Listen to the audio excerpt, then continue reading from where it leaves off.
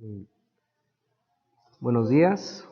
Eh, Continuando con la temática de nuestras jornadas médicas, nuestras octavas jornadas médicas, en vía aérea vamos a hablar del tema de la importancia de la vía aérea en la reanimación cardiopulmonar. Mi nombre es Carlos Ernesto García Mejía, soy anestesiólogo cardiovascular, formo parte de la plantilla de anestesiólogos del Hospital General de Acámbaro.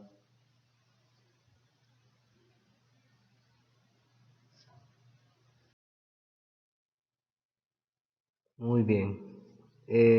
Pues tenemos el honor de ser parte de este curso, en donde junto con la Escuela de Medicina de la Universidad de Celaya y el Hospital General de Acámbaro, pues estamos dando estas pláticas para actualización y mejorar todo nuestro manejo hacia nuestros pacientes.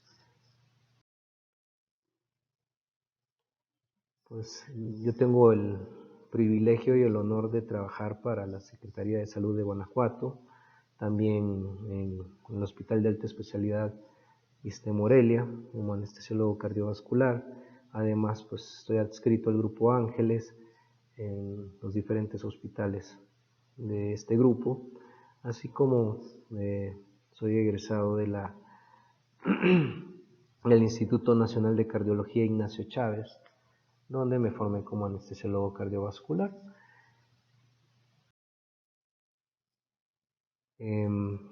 Pues bueno, vamos a empezar para eh, dar toda la plática y las situaciones y objetivos que queremos cubrir en esta ocasión.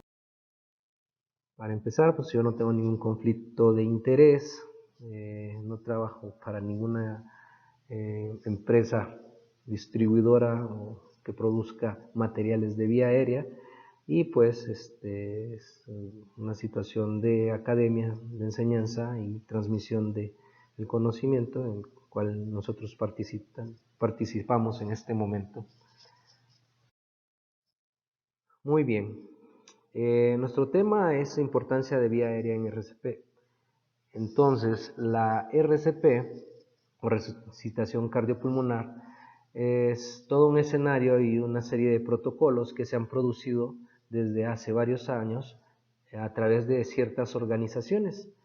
Tenemos acá pues que el Comité Internacional de Resucitación está compuesto por 7 miembros, y acá tenemos pues primero la Fundación Interamericana del Corazón, donde pues a través de esta fundación, pues junto con el Concilio de Resucitación de Asia, el Concilio de Resucitación de Sudáfrica, la Asociación Americana del Corazón, el Comité de Resucitación de Australia y Nueva Zelanda y el Concilio Europeo de Resucitación, junto con la Fundación de Corazón y Stroke de Canadá, producen un consenso entre expertos para dar las guías oficiales de resucitación cardiopulmonar.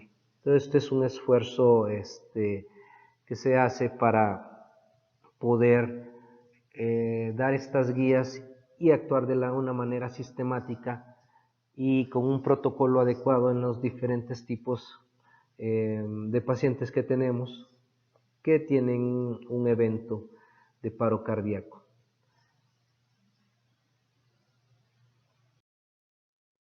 Bueno, para esta plática nos planteamos algunos objetivos. Eh, para empezar, pues, conocer la historia de la resucitación cardiopulmonar. Además de eso, pues, conocer cuáles son las definiciones de resucitación cardiopulmonar, de vía aérea, qué es lo que nos abarca, y dentro de todo esto, pues, definir los manejos de vía aérea en los contextos de RCP, es decir, no es lo mismo el manejo de vía aérea en un paciente neonatal, no es lo mismo el manejo de vía aérea en un paciente adulto o en una embarazada, y no es lo mismo en el paciente pediátrico o en contextos de trauma. Entonces todo esto nos lleva al cuarto objetivo, pues determinar, como dice el título, o saber cuál es la importancia, obviamente desde un punto de vista de este servidor. Muy bien. En esta ocasión, pues también debemos de saber y conocer cuáles son las causas más frecuentes por las que los pacientes, independientemente de la edad, presentan paro cardíaco. Acá tenemos, pues en nuestra carrera nos dijeron siempre las famosas H's y T's. Las H's tenemos hipovolemia, hipoxia, hidrogeniones, que es la acidosis, las hiper o hipopotasemias, o hipocalcemias, hipoglicemias, hipotermia. ¿Sí? Esto es muy patente al ver pues, las diferentes edades. Usualmente los niños y los neonatos, su situación es por hipoxia y sobre todo en los neonatos la hipotermia es un factor desencadenante de paro bastante acentuado. Por el otro lado, tenemos las T's, donde tenemos en primer lugar, y la causa más frecuente, es el neumotórax a tensión, tanto en niños como en adultos. Además, tenemos el taponamiento cardíaco, tenemos las toxinas o intoxicaciones y tenemos las trombosis pulmonares y trombosis coronarias. Esto ya por factores etarios, pues ya es más de adultos, pero y muy poco frecuente en los niños. Los niños pues usualmente tienen corazones estructuralmente sanos y no hay una causa por trombosis, usualmente.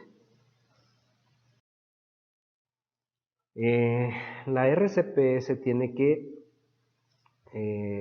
hacer en un ambiente idealmente con un equipo que tiene el entendimiento, el entrenamiento y las habilidades para actuar en estos escenarios muchas veces catastróficos. Tenemos equipos para pacientes neonatales, tenemos equipos para pacientes pediátricos, tenemos equipos para pacientes adultos y embarazadas. Todos estos equipos tienen unos lineamientos y una serie de cadenas y mandos donde cada quien asume un rol y sabe perfectamente cómo actuar para generar un retorno a la circulación espontánea en todos nuestros pacientes. Más adelante vamos a hablar más específicamente de esto.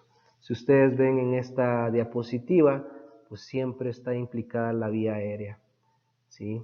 Sobre todo en los pacientes neonatos y pediátricos, que son sus causas en cuanto a la hipoxia y obstrucciones de la vía aérea. Bueno, pero hay que conocer un poco de historia para que podamos tener un cierto bagaje de conocimiento de cómo se ha desarrollado la RCP. Entonces, pues ya Cicerón y algunos filósofos nos decían que no saber lo que ha sucedido antes de nosotros es como ser incesantemente niños. Entonces tenemos que ir desarrollando nuestro conocimiento y tenemos que ir desarrollando todas las expertise y pues para eso estudiamos y para eso nos preparamos.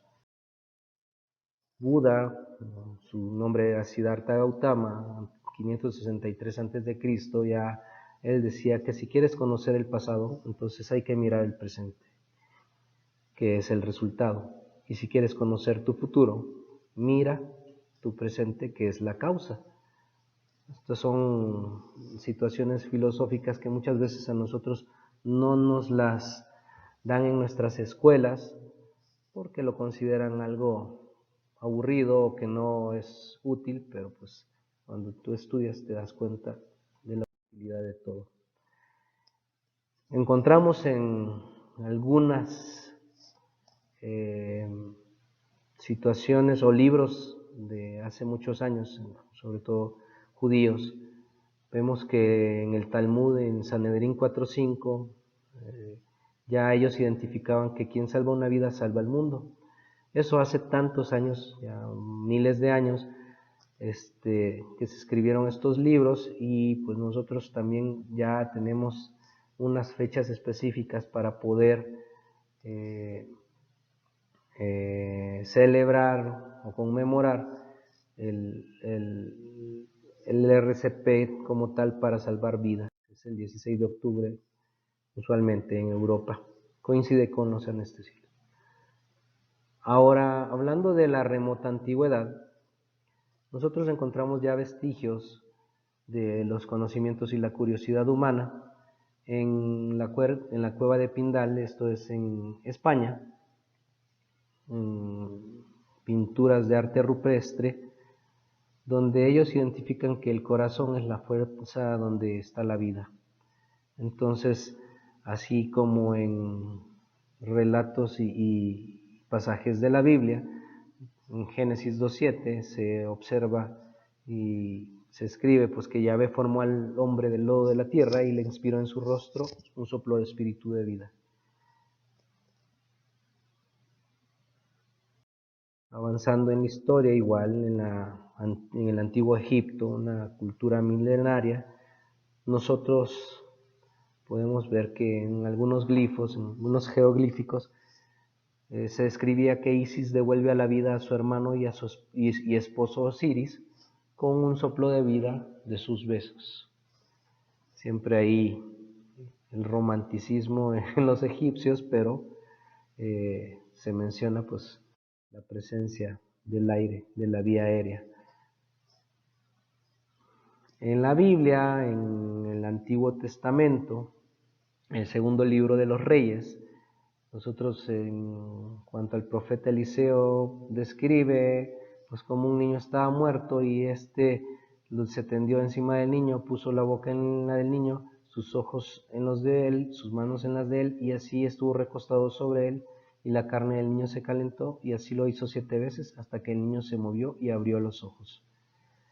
Pues realmente son intentos muy anteriores para poder o administrar un poco de RCP pues contra hipotermia, calentando a los pacientes, administrando en su boca aire. Ya llegando a la antigüedad clásica, los clásicos griegos, toda esta serie de filósofos y pensadores, pues un padre de la medicina, Galeno de Pérgamo, él describió la mecánica respiratoria en animales e insufló el aire de su respiración a través de una cánula en los pulmones de animales muertos. Pues la curiosidad y todas las interrogantes que se tenían, pues había gente que tenía esa capacidad de generar hipótesis y tratar de probarlas.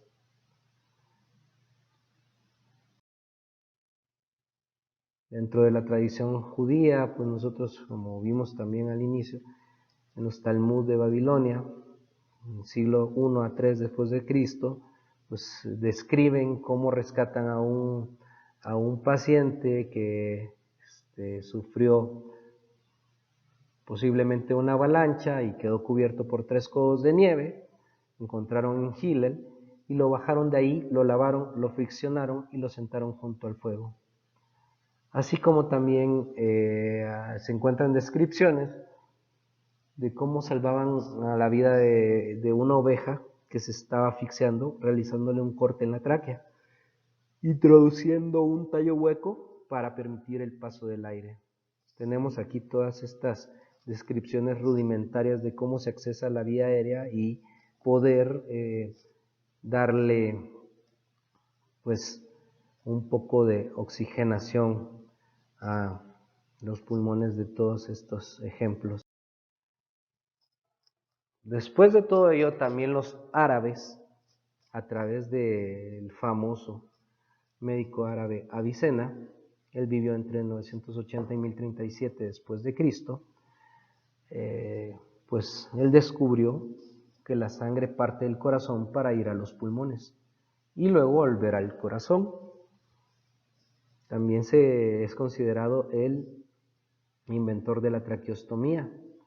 Dentro de sus famosos libros, el libro de la curación y el canon de la medicina, encontramos que realmente hizo mucha investigación experimental pues para llegar a estas conclusiones.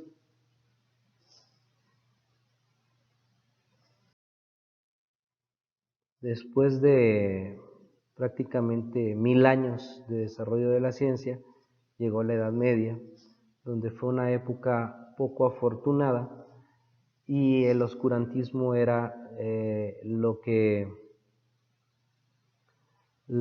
privaba, ¿no? Los médicos medievales consideraban que el espíritu habitaba en el corazón y que si éste enfermaba el resultado era fatal. Los intentos de resucitación en esa época incluían los amuletos, aceites sagrados y otros elementos naturales, incluso cuestiones de superstición. Si un cuervo gritaba sobre la casa de un enfermo, era una señal que moriría pronto. Pues acá realmente hubo una destrucción masiva de todo el conocimiento, pues el pensamiento mágico religioso fue el que privilegió sobre el pensamiento científico, sobre la curiosidad, la observación y la generación de hipótesis, que es la ciencia, ¿no? La ciencia es dudar, dudar y probar. Pero pues después de esta época de oscurantismo, ya por los años 1400 en adelante, pues Leonardo da Vinci, Galileo Galilei y todos estos científicos innovadores para esa época, pues abrieron paso. Y acá, pues ya con respecto a nuestro tema, que es la vía aérea, Theophrastus Bombast von Hohenheim, mejor conocido como Paracelso, él fue el que empezó a utilizar un tubo introducido en la boca de un paciente que recién había fallecido para tratar de insuflar aire, y esto lo hizo con un fuelle, y pues experimentalmente pues, podríamos decir que fue la primera intubación orotraqueal que se trató, ¿no?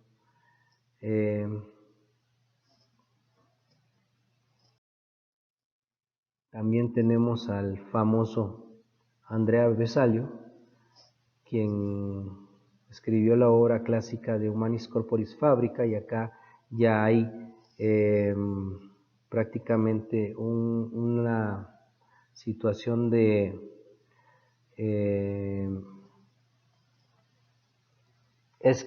una sistematización de todo este conocimiento para poder ser escrito, y pues él probó que a través de una apertura en el tronco de la tráquea, al ser intentado, se podía restaurar la vida de un animal que se estaba asfixiando. Entonces, pues aquí vemos intentos velados pues, de seguir progresando en la resucitación de animales y de seres humanos. Ya continuando a través de la historia, los siglos XVI y XVII, tenemos ya a William Harvey, que él fue uno de los más grandes anatomistas y descubrió la circulación mayor, y pues llegó a las conclusiones que el flujo sanguíneo era imprescindible para la vida. Además, si se lograba restablecer la circulación, la víctima podría ser resucitada, y también que si el estímulo directo a un corazón parado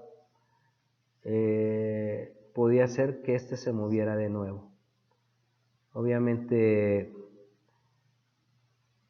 esto fue de una manera experimental muy rústica, muy rudimentaria, pero están todos los intentos por aplicar la resucitación en estos pacientes que obviamente lo más probable es que morían desangrados si les abrían su esternón.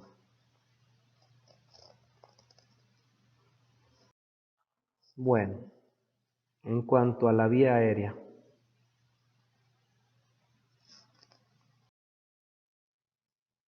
pues vemos que fue avanzando todo a través del tiempo y que los métodos de estimulación interna con humo de tabaco se hicieron muy frecuentes y muy famosos en las épocas del siglo XVII en adelante.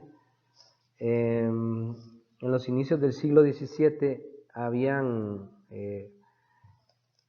descripciones que los indios norteamericanos de la Acadia usaban el humo del tabaco para instilar nuevamente alientos de vida a los seres humanos que fallecían. Entonces, pues viniendo de todas estas situaciones, digamos, experimentales, se empezaron a utilizar unas máquinas fumigatorias y el precursor de todo esto fue el doctor Joseph de Gardin, desde 1774.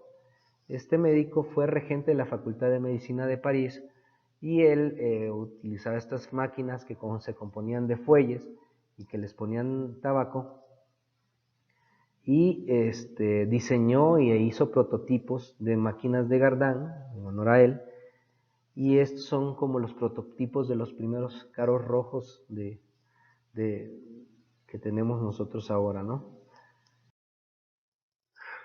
La comparación entre una máquina de Gardin y un maletín de RCP actual la podemos ver, pues que la máquina de Gardin tenía una caja con la máquina fumigatoria, 4 paquetes de tabaco de media onza, un frasco de aguardiente alcanforado, un frasco de álcali volátil, una mecha de yesca, papel torcido, una franela, un gorro de lana, una camisa o túnica, un fuelle y un follete con las instrucciones. Según esa época se estilaba administrar el tabaco. Y pues nosotros en el maletín de RCP actual, ya estos que traen el DEA, es portátil, usualmente ya en el hospital un carro con una caja de color rojo con todos los accesorios, medicamentos, instrumental de vía aérea, el desfibrilador, y pues que usualmente es cómodo de transportar y también tiene sus instrucciones. Aquí tenemos la comparativa, ¿no? Está la máquina de Gardin y un carro de paro en nuestra actualidad. Muy bien, ahora en el siglo XVIII el doctor John Hunter se hizo el paladín o el defensor de la resucitación. Hunter tenía muchos estudios y maestros, y con todos los estudios pues él empezó a experimentar para hacer ventilación pulmonar con fuelles dobles para inspirar y expirar. Él consideraba que la sangre era vital para el organismo y él fue el primero que propugnó acabar con las sangrías y los eméticos como métodos de reanimación. Pues antes usaban mucho las sangrías a través de estos gusanos que exsanguinaban a los pacientes, y también usaban muchos infusiones, tés y hojas para eméticos. Entonces, junto con Benjamin Brodie, pues fueron férreos defensores de suspender todas esas situaciones con el tabaco y esas prácticas que no son realmente, no tenían un fundamento científico. Brodie, por ejemplo, demostró que el tabaco era tóxico, que 4 onzas de tabaco podían matar a un perro, que 1 onza de tabaco podía matar a un gato. Entonces, pues sentaron bases para dejar estas costumbres. dejaron bases para que se acabaran esas costumbres de exsanguinaciones y uso de tabaco. Y Antoine de Lavoisier fue el que propuso de nuevo la ventilación de boca a boca en los años 1743 a 1794. Estudió la importancia del oxígeno para la respiración y él observó que el aire expirado estaba desvitalizado y no era apto para la reanimación. Dedujo pues la poca utilidad de usar aire. Continuando ya en los años, al finales de los 1700 e inicios de 1800, Leroy de Troyes demostró que la ventilación con presión positiva podía producir barotraumas por la distensión de los pulmones. La ventilación artificial por presión positiva no se volvió a utilizar hasta 100 años más tarde, cuando ya se tenían fundamentos tanto físicos y mecánicos de mejor resultado, y pues podemos decir que este autor fue un precursor e ideó métodos de compresión externa.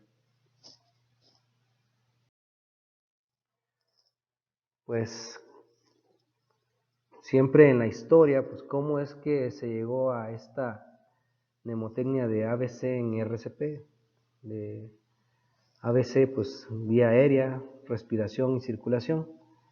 Tenemos pues que en los años 1800 y 1900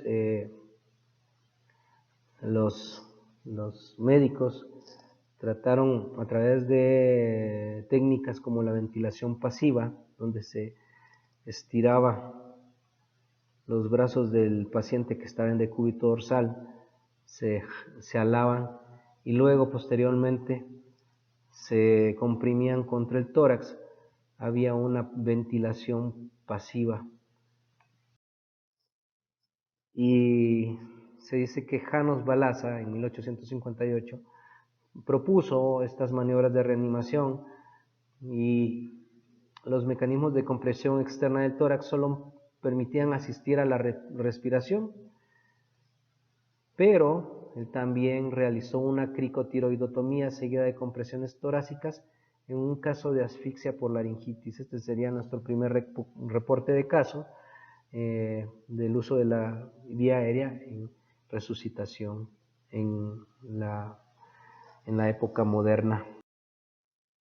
Hubieron otros autores, Howard en 1871, Schaffer y Sylvester, donde pues se presionaba el diafragma según Howard y el tórax para poder hacer la expansión y la compresión del tórax.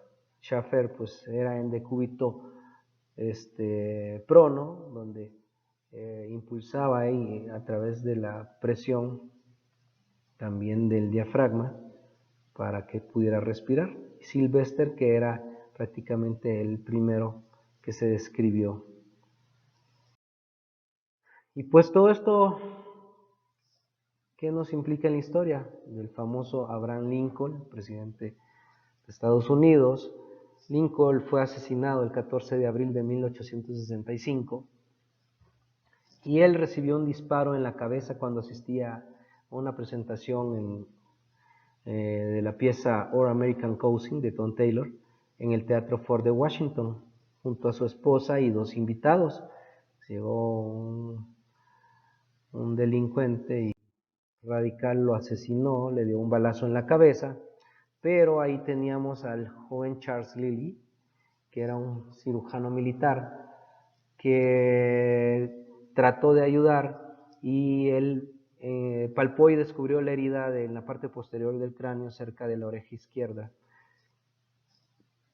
Y en un afán de resucitación, pues él describe que lo puso en posición prácticamente de olfateo, describe cómo el presidente no hizo entonces ademán de revivir, pensé en el otro modo de la muerte, la apnea, y asumí hacerle revivir mediante la respiración artificial. Aquí ya tendríamos el primer intento y el vestigio de apertura de la vía aérea, y sigue describiendo.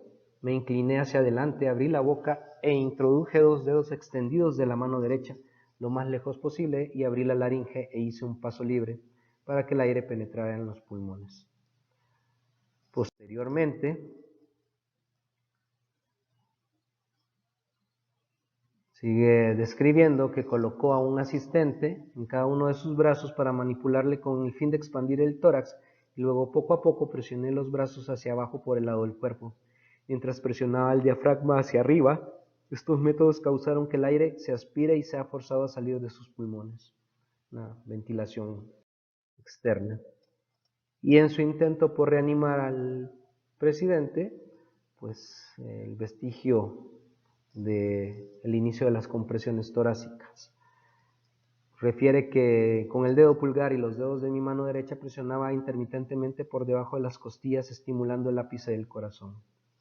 Pues aquí vemos cómo se va desarrollando históricamente la RCP. Una vez que tenemos el conocimiento histórico, pues vamos a las definiciones. ¿Qué es la reanimación cardiopulmonar? La reanimación cardiopulmonar no es más que el conjunto de maniobras o técnicas destinadas a restablecer la circulación sanguínea. Puede incluir la ventilación artificial y las compresiones torácicas. La diferencia entre la resucitación cardiopulmonar básica y avanzada radica en que en la avanzada nosotros realizamos maniobras o se utilizan dispositivos invasivos para adquirir, instrumentar la intubación traqueal, la vía aérea, tener canalización de accesos venosos y administrar drogas y medicamentos para poder mantener al paciente pues, con el retorno de la circulación espontánea. Y a nuevas fechas, además del retorno de la circulación espontánea, pasar a unos cuidados por reanimación, y después de salir de la por reanimación vamos a recobrar o la recuperación del paciente, y esto lo vemos dentro de las cadenas y dentro de la cadena vital, los eslabones de la cadena. Muy bien, pero tenemos que hablar de la vía aérea, ¿no? Entonces vamos a definir situaciones. La vía aérea difícil la vamos a definir como una situación en la que un anestesiólogo convencionalmente entrenado o personal con experiencia y entrenado en vía aérea experimenta dificultad para ventilar con máscara facial o dificultad para intubar, o ambas. De ahí venimos, que es el concepto o definición de intubación difícil. La intubación difícil no es más que una situación en la que una persona entrenada requiere más de 3 intentos de laringoscopía o más de 10 minutos en el intento de intubar. También tenemos la definición de ventilación difícil.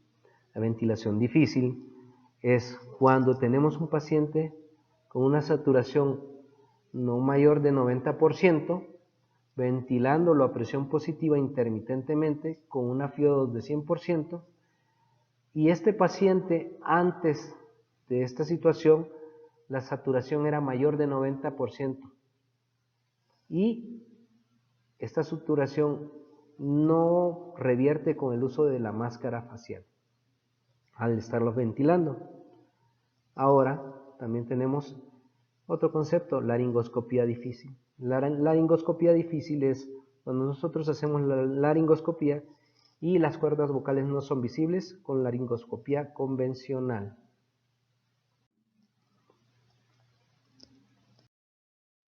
Bueno, hablábamos en un inicio de los escenarios. Nosotros tenemos escenarios diferentes en la vida. Como en todo hay mucha diversidad. Y pues podemos tener escenarios como en la música, como la Scala de Milán, donde es el aula magna de la ópera a nivel mundial en Italia. Música que es para aquellos apasionados de este bello arte y que tienen todo el conocimiento de esta música, así como tenemos un concierto de rock Queen en Wembley, donde tenemos también miles de personas disfrutando pues de estas artes en los seres humanos, ¿no? Así también nosotros podemos hablar de que tenemos escenarios en lo que es la resucitación cardiopulmonar. Los escenarios en neonatos, escenarios en los niños, escenarios en los adultos, y en los adultos tenemos mujeres embarazadas, también con sus propias características, y escenarios en pacientes con traumas, ¿no?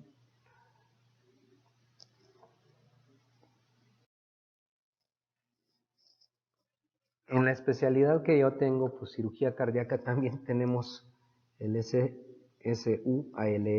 que son escenarios y protocolos para pacientes con soporte vital avanzado en unidades de cirugía cardíaca. Acá no tenemos tanta situación con la vía aérea porque estos pacientes ya están operados de corazón y usualmente están intubados. Pero en algún momento en la evolución y en el destete y en la extubación presentan alguna situación, pues hay que reintubar y se aplica la misma guía de DAS, de la Sociedad de Vía Aérea Difícil, pues hay que adquirir la vía aérea, ¿no?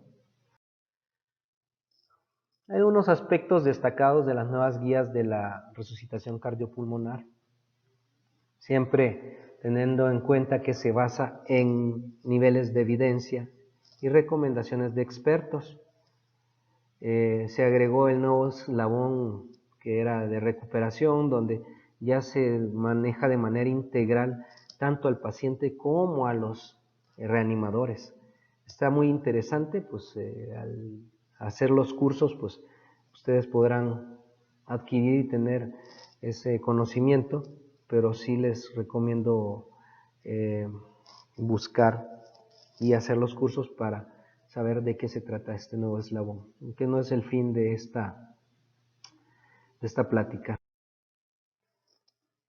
De manera general, pues vamos a hablar de las cadenas de supervivencia tanto en adultos como en niños. Si ustedes ven, en adultos tenemos tanto extrahospitalarios como intrahospitalarios, y también en niños tenemos extrahospitalarios e intrahospitalarios. Y pues les decía, tenemos en todos estos, al final, el nuevo eslabón que se añadió, que es la recuperación. Cada quien en sus escenarios, si es extrahospitalario en adulto, por ejemplo, pues lo primero, activar el sistema de emergencia, iniciar una RCP de alta calidad, desfibrilar,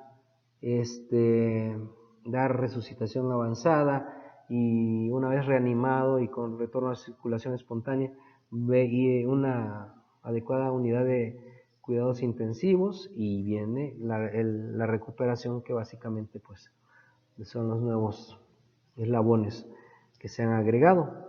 Esto en cuanto a extrahospitalario. O intrahospitalario, lo que hay que hacer primero, pues reconocer tempranamente cuáles son las causas y tratar de prevenirlas del paro, activar el sistema de emergencias, iniciar RCP de alta calidad y desfibrilar. No estamos en el hospital, pues una vez que desfibrilamos y recuperamos, vamos a llevar al paciente a unidad de cuidados intensivos para darle el soporte vital avanzado que necesita.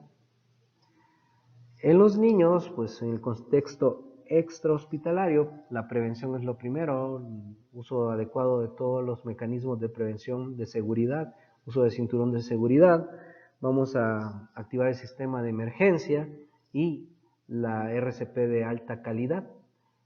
Una vez que tenemos una ambulancia, pues que nos ayuden y nos den la resucitación avanzada con las drogas, instrumentación de la vía aérea, y retornamos la circulación espontánea, pues vamos a una terapia de cuidados intensivos y pues tratar de recuperar este niño.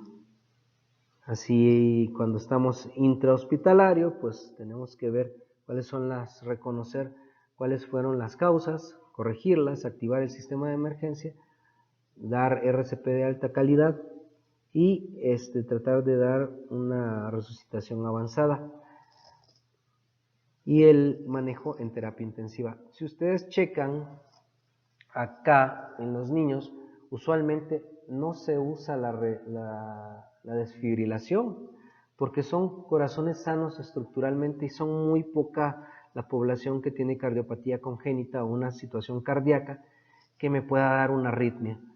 En cambio, en los adultos es lo que sigue a una RCP de buena y de alta calidad. Viendo los enfoques de reanimación distintos en los escenarios, podemos pues, tener la certeza, que es lo que les decía, los neonatos tienen un corazón saludable, la gran mayoría, y el problema es sobre todo intercambio gaseoso inadecuado en la respiración. Los pediátricos igual tienen un corazón saludable, pero los niños tienen dificultad respiratoria y insuficiencia respiratoria, usualmente por objetos, obstrucción de la vía aérea, laringoespasmo, crisis asmáticas, bronquiolitis. Entonces, la fisiopatología es muy diferente en los niños. Acá es más por hipoxia, por obstrucción, que por una situación cardíaca como en el adulto. Los adultos ya tienen situaciones cardíacas, trombosis coronarias, o stroke. Otras situaciones de guerra, por ejemplo, traumas, caídas, personal que trabaja, que sufre fracturas, accidentes de tránsitos. Entonces, bueno, aquí tenemos una carta del programa de resucitación neonatal y pues tenemos, como nos ha enseñado la Sociedad Americana, la Asociación Americana del Corazón, pues todo un esquema con protocolos que hay que hacer, ¿no? Hay que ver cuáles son los pasos y dentro de estos pasos nosotros tenemos que checar pues cuando el niño, desde el inicio, cuando el niño va a nacer, vamos a hablar con los padres, tenemos que tener a nuestro equipo entrenado y al checar todo el equipo que utilizamos, así como los checklists que deben de estar. Una vez que el niño nace, pues se hacen las preguntas, el tono, si es de término, el tono, respira o llora, ¿verdad? Cómo está el niño, si está bien, nace bien, pues pasa con su mamá, todo el apego. Pero si el niño no responde, tiene apnea, tiene boqueo o la frecuencia cardíaca está menor de 100, pues tenemos que empezar oxígeno a flujo libre. El oxígeno a flujo libre no es más que un tubo canulado con oxígeno y con eso debería de mejorar lo anterior. Y pues obviamente se le hace la revisión a ojo de buen cubero y si vemos que este niño está comprometido, pues auscultamos, o hay otra situación donde describen que uno puede tomar el cordón umbilical, ver las pulsaciones en cordón umbilical, y ver su ventilación. Las nuevas guías hacen énfasis en que también hay que monitorizar con electrocardiograma y saturación de oxígeno. De hecho, hay ya estudios y metaanálisis en donde se compara que aunque Es más tardado poner un monitor con electrocardiograma o con saturación, pues tenemos una certeza y una sensibilidad y especificidad mucho mayor que un falso positivo con la auscultación y palpación del cordón umbilical. Entonces, bueno, si este niño cumple con que está en apnea, boqueando, o su frecuencia cardíaca está menos de 100, se le dan las maniobras para oxígeno flujo libre. Si no, se le puede poner también un CPAP. Y acá cambiaron mucho de las primeras guías, donde nosotros tenemos que tener la paciencia de verificar cómo está el SpO2, porque queremos siempre poner el oxígeno al 100% y no. Se dice que el oxígeno entre el 21 y el 30% es suficiente en un niño sano, en un niño que no tiene, que es de término y no tiene alguna situación especial, para que eleve la concentración de la saturación de oxígeno entre el minuto 3 y 5. Si ven, los objetivos no es llegar al 100%, estamos que en el primer minuto queremos llegar al 60 al 65%, en el segundo minuto del 65 al 70%, en el tercer minuto del 70 al 75%, en el cuarto minuto del 75-80% y en el quinto minuto del 80 al 85%. Ya en el minuto 10, teóricamente ya deberíamos de haber llegado al 85 al 95%. Entonces,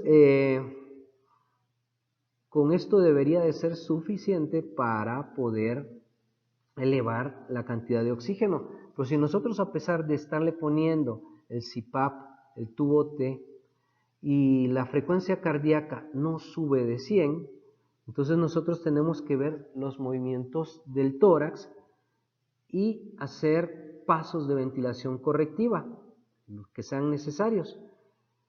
Entonces, para eso nosotros tenemos el Mr. Sopa.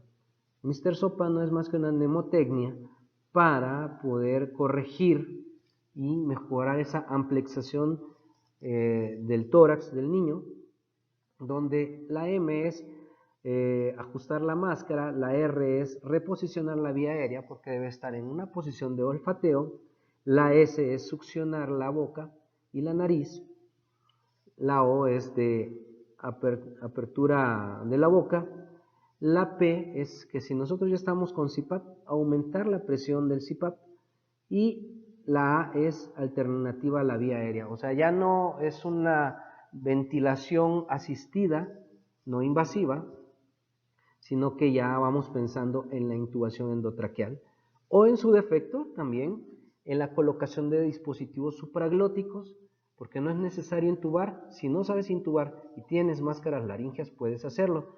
Obviamente acá la salvedad es que las máscaras laringeas solo las puedes ocupar a partir de los 1500 gramos.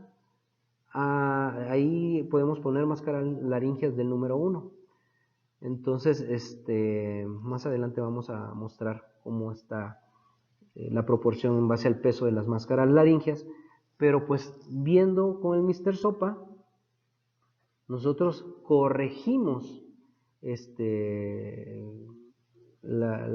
teóricamente la ventilación y pues tendría que mejorar. Si el paciente llega abajo de 60 o de una vez nace con abajo de 60, pues hay que intubarlo. No podemos esperar y estar haciendo todo el algoritmo. ¿De acuerdo? Entonces, una vez que se ha intubado, pues hay que iniciar también compresiones torácicas. Si está abajo de 60, y adquirir vías intravenosas, si la arteria umbilical sería la opción, o si no, intraósea.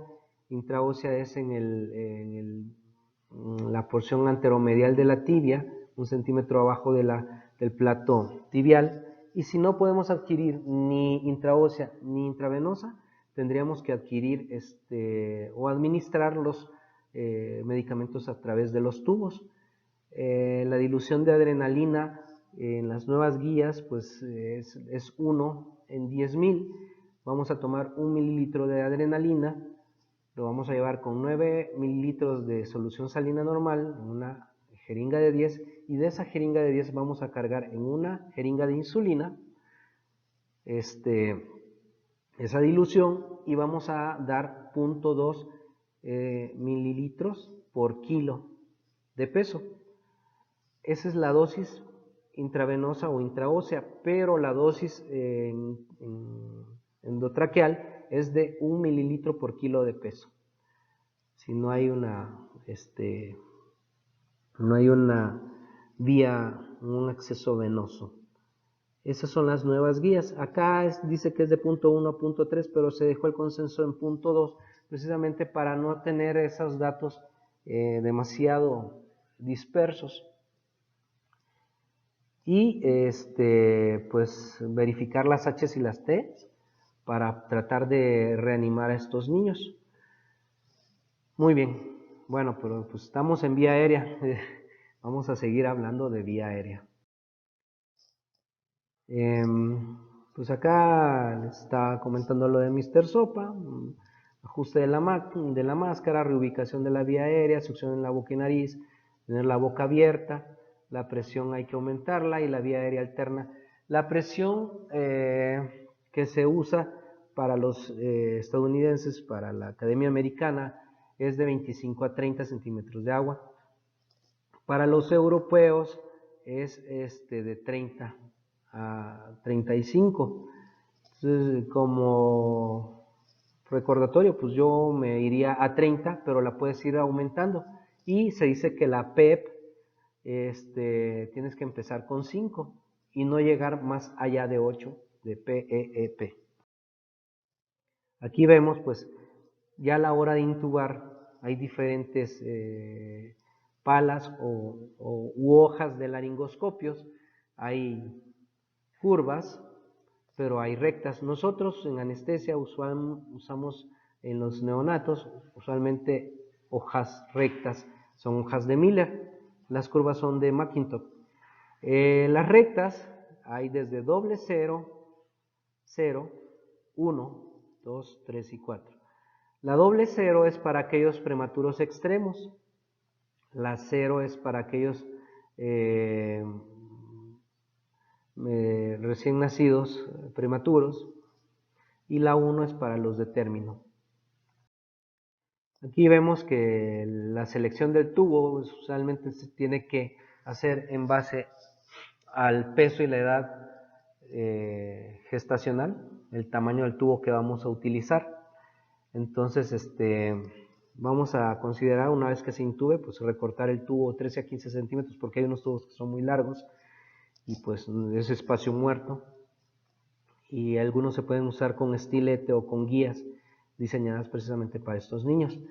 Acá podemos ver, pues, por ejemplo, los que están a un peso abajo de 1000 o abajo de la edad gestacional de 28 semanas, se usa un tubo de 2.5. En los que están de 1000 a 2000 gramos, un 3, de 2000 a 3000, 3.5, y arriba de 3000, 3.5 a 4. O sea, son pacientes de término, ¿no? ¿Y cuánto hay que introducir el tubo? Había una mnemotecnia que era peso más 6.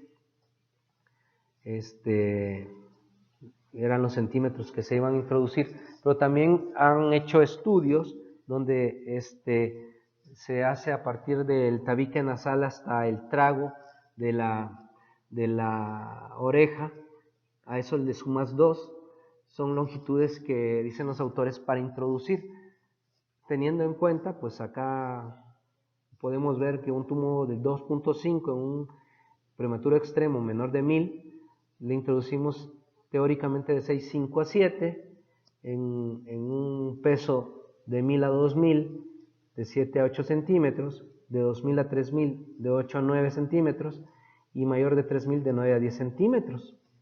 Entonces, obviamente tenemos que ver dónde quedan los tubos. Hay que oír en la auscultación, pues, que estén ventilados ambos pulmones. Algo interesante y curioso antes de hablar de los dispositivos supraglóticos es que en las revisiones y en los metaanálisis que se presentan en las últimas actualizaciones de los Pediatrics y Journal de Pediatrics, dicen que para ver dónde está colocado ese tubo y si está bien intubado el paciente, nos tenemos que basar más en signos clínicos como la auscultación, en la saturación parcial de oxígeno, en la amplexación o distensión del tórax, más que en CO2. Es muy curioso, pero sí en Cochrane en las revisiones refieren que el CO2 expirado no es útil en los neonatos para ver esto. Bueno, después de ese pequeño observación, tenemos pues los dispositivos supraglóticos. Si tú no sabes intubar, tienes dispositivos supraglóticos y van de todos los tamaños, desde 1 hasta 5. Entonces uno es para los neonatos mayores de 1500. Muy bien. Bueno, vamos a acelerar un poquito más porque tenemos varias que hablar acá.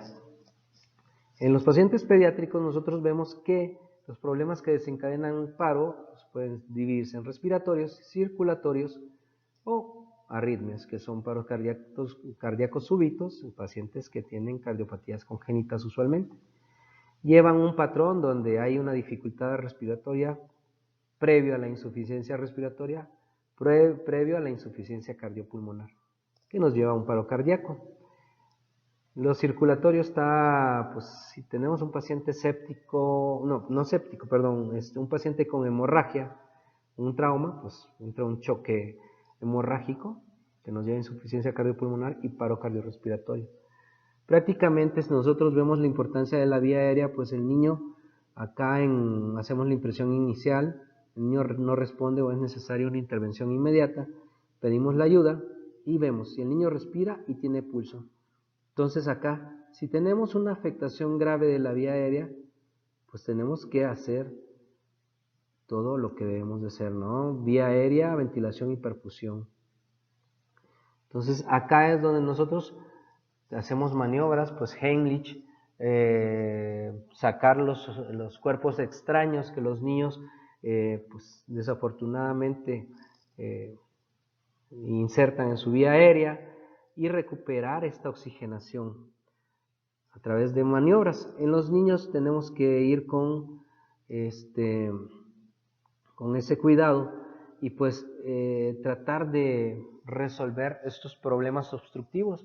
Pacientes con bronquiolitis, pacientes, asmáticos que tienen broncoespasmos severos, dar las atenciones e intubar y el manejo cuando así lo requiera.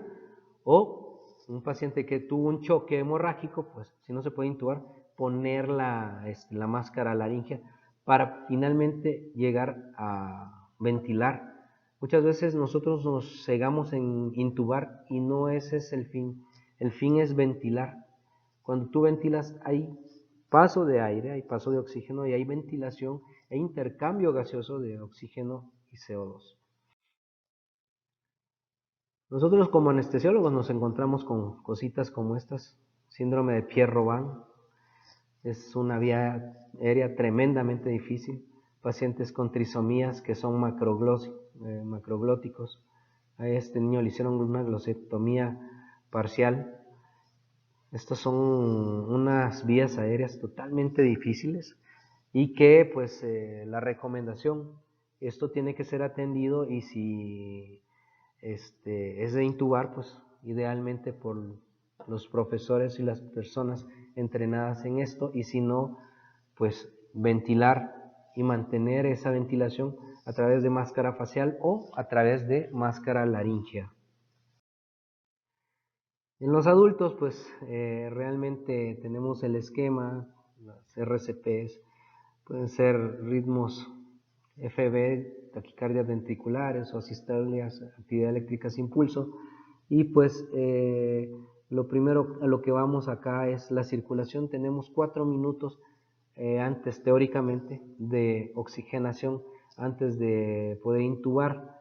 Entonces todo esto ha cambiado con las nuevas guías, precisamente porque los adultos el fallo es más cardíaco, es una situación más cardíaca que ventilatoria o pulmonar. En las embarazadas igual, ellas tienen un reto y se tratan igual que los adultos, pero el reto es, por definición, todas las embarazadas, sin excepción, en el tercer trimestre, son vía aérea difícil. Tienen limitado su volumen de cierre, por lo cual ellas se desaturan prácticamente como los obesos mórbidos o como los niños, tienen baja reserva de oxígeno, entonces hay que intubarlas rápido, teóricamente, o si no, ponerle su máscara laringea, y tienen mucho edema en la vía aérea. Por eso al hacer la intubación puede haber mucho sangrado, aspiración de sangre a la vía aérea. Entonces, pues yo creo que esto es todo el resumen y la importancia de la vía aérea en RCP. Los lineamientos para intubación difícil de la Sociedad de Vía Aérea Difícil se basa en planes. Nosotros tenemos siempre planes como anestesiólogos, ya tenemos esto grabado a piel, y sangre y fuego, donde todos los pacientes, sin excepción de edades, tienes el plan A, es primero ventilar con máscara facial e intubación traqueal, ¿sí? Si nosotros hacemos la laringoscopía y esta es exitosa, pues el paciente quedó intubado, no pasa nada. Pero si la intubación falla, tenemos y vamos por el plan B. El plan B ya es mantener la oxigenación colocando un dispositivo supraglótico. El supraglótico, las máscaras laringeas, te pueden dar que tienes una ventilación exitosa. Entonces, eso te da opciones para ver riesgos, beneficios. Si es posible, en anestesia nosotros decimos despertar al paciente, si podemos intubar la tráquea mediante este dispositivo supraglótico, idealmente tiene que ser de segunda generación en adelante, pues tercera generación, cuarta generación. Si se puede hacer la cirugía sin la intubación traqueal, o si vamos a una traqueostomía o cricotiroidotomía para adquirir esa vía aérea. Estos son el detenga y piensas, y los consideramos como riesgo y beneficio. Ahora, en el escenario que el plan B no funciona, nuestro supraglótico no ventila al paciente, tenemos que ir con el plan C. Pues con la máscara facial, nada más con la máscara facial, intentamos que este paciente ventile. Si el paciente no lo puede intubar y no lo puede oxigenar, de urgencia tenemos que ir al plan D, que es la cricotiroidotomía urgente. Y acá esta no se las menciono porque precisamente esto es para un paciente que va a hacer a quirófano y tenemos que despertarlo, pero pues en este sentido pues se aplica para el contexto de RCP. En pediatría también tenemos lo mismo. Tenemos una vía aérea difícil que puede ser prevista o no prevista. Y acá tenemos dos intentos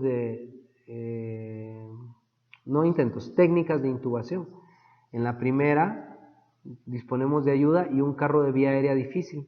El carro de vía aérea difícil tiene hasta fibrobroncoscopio, tenemos videolaringoscopio, las máscaras Prosil, las clásicas, los dispositivos supraglóticos de segunda, tercera y cuarta generación a través de los cuales podemos intubar, o de una vez nos vamos a un acceso quirúrgico, el cirujano hace de una vez la traqueostomía. Entonces, bueno, tenemos también en los niños, hay niños que vienen con hernias diafragmáticas congénitas, eso no se los dije en la neonatal, pero pues ya hay reportes de casos, 18 casos en algún estudio que se ha hecho, donde les hicieron traqueostomías, el niño nació, no cortaron el cordón, mantuvieron la circulación y hicieron la traqueostomía mientras está pues con el cordón en la cesárea. Y tenemos el escenario de vía aérea difícil, no prevista en pediatría. Esto nos puede pasar. Esto es lo de un paciente en paro, pues no tenemos todo esto. Y aquí tenemos los planes, plan A, plan B, plan C, plan D. Siempre tratar de ventilar y oxigenar. Acá en el plan A hacen 2 intentos de laringoscopía. La cuestión con los niños, hay que ser muy cuidadosos porque los niños, las vías aéreas son muy reactivas. Entonces, cuando nosotros maltratamos o somos bruscos, no somos gentiles para intubar un niño, estos hacen laringoespasmo y los laringoespasmos son severos y hacen un efecto de cierre mecánico y terminan en broncoespasmos severos. Entonces a veces hasta los intubamos y siguen con problemas de oxigenación, precisamente por ese edema agudo pulmonar que hacen, por ese broncoespasmo o por la manipulación de la vía aérea. Acá podemos ver que, por ejemplo, ya cuando pasamos del plan A al plan B, que no pudimos intubar bien, pero la ventilación es posible y no tenemos que intubar urgentemente. El que tiene más experiencia pues hace fibrobroncoscopía, laringoscopía, videolaringoscopio o pone una fast track, que son las máquinas, las máscaras con las cuales puedes intubar. Pero estos son en los mayores de 30 kilos. Y aquí estamos implicados los anestesiólogos. Ya en la segunda técnica de intubación, en el plan B, solo por anestesiólogo con más experiencia y si las laringoscopías previas son atraumáticas.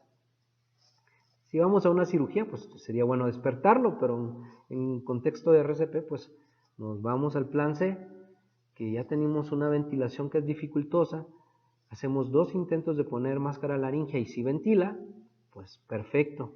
Y si no ventila, nos vamos al plan D, que es donde tenemos que podemos poner un dispositivo retroglótico como un tubo laringeo o podemos hacer una cricotiroidotomía de urgencia en los niños menores de 2 años con una punción transtraqueal y en los de mayores de 2 años con una punción cricotiroidea. Si tenemos la oportunidad de hacer la quirúrgica en los mayores de 10 años o poner una ventilación jet en los mayores de 5 años. La ventilación jet realmente es un último intento realmente porque a pesar de darle flujos altos y tratar de que haya ventilación jet, no es suficiente para darle al alveolo la capacidad de intercambio. Muy bien. Ahora vamos a hablar del algoritmo maestro en anestesia general obstétrica e intubación fallida. Este es por la Asociación de Anestesiólogos Obstétricos y de la Sociedad de Vía Aérea Difícil 2015. Nosotros tenemos pues que 3 escenarios: algoritmo verde, amarillo o naranja y rojo. Entonces, acá nosotros si tenemos nos llega una paciente que hay que darle anestesia general, pues le damos preinducción, preoxigenación, le damos una secuencia rápida, dándole ventilación con una presión en la APL no mayor de 20 centímetros de agua, porque esa es la que abre el esfínter esofágico inferior y hace que pueda haber regurgitación. Máximo 2 intentos de intubación y el tercer intento debe ser por el anestesiólogo más experimentado. Si se puede intubar, pues perfecto. Pero si esto falla, nosotros tenemos que declarar intubación fallida, llamar por ayuda, mantener la oxigenación con ventilación en la bolsa, con la máscara y pues tratar de poner un dispositivo supraglótico, máximo de 2 intentos o con la máscara. Si esto no sucede y fallamos, vamos al escenario de no puedo intubar y no puedo oxigenar. Ni intubo ni ventilo. Entonces acá tenemos que declarar esto de que no podemos intubar, no podemos ventilar, darle el oxígeno al 100%, hay que descartar el laringoespasmo y asegurar que haya un buen bloqueo neuromuscular en caso de anestesia y tratar de hacer un acceso en la cricoides para poder hacer la cricotiroidotomía. Aquí tenemos algunos métodos de control de la vía aérea, se dividen en manuales y no manuales. Los manuales, pues, es la posición de olfateo, la protrusión de la mandíbula, la elevación de la mandíbula y del mentón, extender la cabeza. Y los métodos que no son manuales, pues son los mecánicos, el uso de cánulas, de Guedel, orofaringias, nasofaringias, y pues ya lo quirúrgico es la punción percutánea de la tráquea, la cricotiroidotomía, la intubación retrógrada, la traqueostomía. Estos son pues escenarios a los que no queremos llegar, pero pues muchas veces en RCP nos ha tocado acá hacer estos escenarios, pues precisamente porque no funcionó, no se pudo intubar, no se podía ventilar, pusimos máscara laringea y tampoco podíamos ventilar, pero pues se consideran todas estas situaciones de cricotiroidotomía o la punción percutánea para hacer una intubación retrógrada. Obviamente para esto hay que tener la experiencia y todo el manejo en los cursos de vía aérea difícil, pues que los anestesiólogos tenemos en nuestro diario venir. Pues recuerden, estas son las causas de paro cardíaco, las H's y las T's, y pues la importancia de la vía aérea es en la hipoxia. Si no hay un intercambio gaseoso, si no hay oxigenación, no tenemos vida. Y a esto vengo.